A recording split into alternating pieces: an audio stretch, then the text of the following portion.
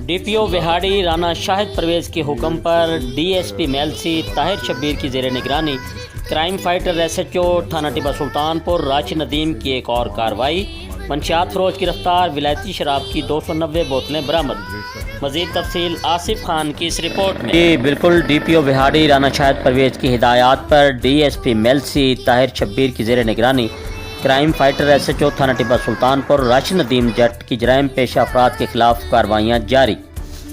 कार्रवाई में 2 शराब फरोश फयाज हुसैन और मोहम्मद शाहिद को गिरफ्तार करके विलायती शराब की 290 छोटी बोतलें बरामद। मुल्ज़मान के खिलाफ अलग अलग मुकदमात का इंदराज करके कानूनी कार्रवाई का आगाज़ कर दिया है। जराइम पेशा अफराद के खिलाफ कार्रवाइयों के दौरान 2 मुजरमान इश्तिहारी भी गिरफ्तार। मुजरमान इश्तिहारी पुलिस को मुकदमा नंबर 428/21 में मतलूब थे। इस मौका पर राशिद नदीम जट का कहना था कि जराइम पेशा नासिर के खिलाफ कार्रवाइयाँ जारी रहेंगी।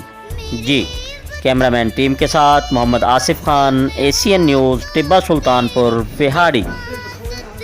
मज़ीद खबरों और अपडेट से बाखबर रहने के लिए देखते रहिए एशियन न्यूज़ HD।